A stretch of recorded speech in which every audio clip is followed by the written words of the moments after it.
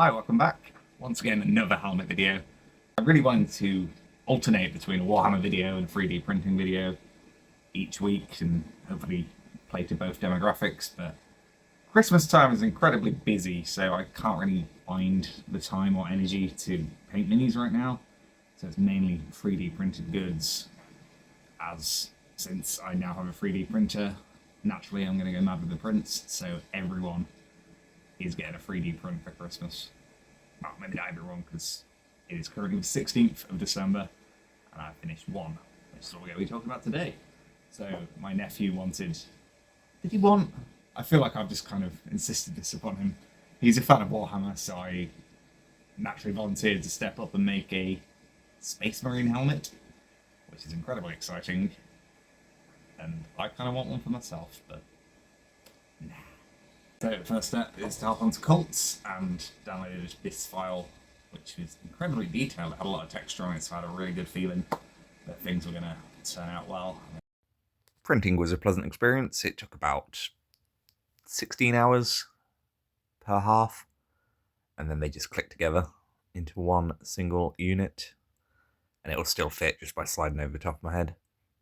So first up, it is time for the sanding, just to get rid of all those pesky layer lines. And then I crack out the car body filler spray and start priming it with that. That'll fill in some of the remaining layer lines, but the texture on this is so good that it's going to need minimal effort before painting it grey, and it really starts to look like an unpainted Warhammer at this point. So from there, I crack out the actual Warhammer paint with the Cantor Blue and start applying that just by hand, slap it on quite thick, making sure it gets a good even coverage. And it made for a relaxing night in front of the TV. The following day, I cracked out the silver and started applying that to all the bits that required it. I'm really running out of ideas for commentary here. I should probably start scripting things. Then I would add some black to the pieces that needed it before adding masking tape and some Mephiston red to the top. I've just kind of eyeballed this and hoping for the best, but from a distance, some of the little flaws won't be too noticeable.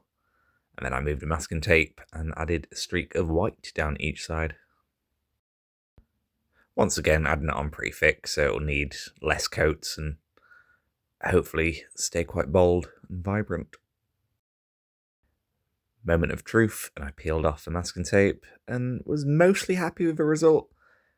Some of the paint had bled a little bit, but the plan is to now go in by hand with a teeny tiny Warhammer level brush and just fill out all those little details. Now with the painting all done, it was time to work out how I was going to do the eyes. So using some leftover acetate from my Daredevil helmet, I added that underneath before adding some lights from Temu or AliExpress. One of those sites. They were quite reasonably priced.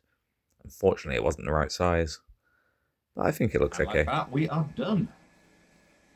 It's a beautiful helmet, and probably should have painted the inside because you can see all the different colours I used, but once it's on, it's looking good. So I went in and did a lot of the details by hand just to tidy it up a bit because that masking tape was not working out for me.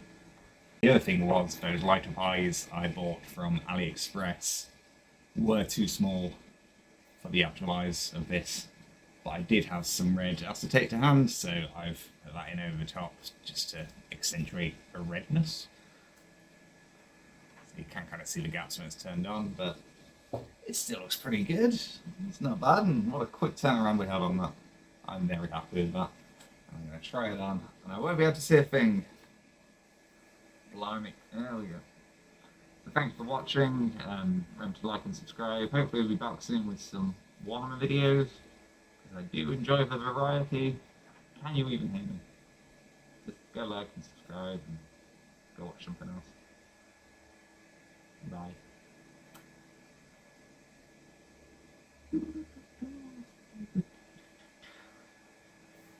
Oh, blimey. Positively blinding. How do the cosplayers do it? It's so claustrophobic for them. It's absolute stamina to do that at a convention. I wouldn't do it.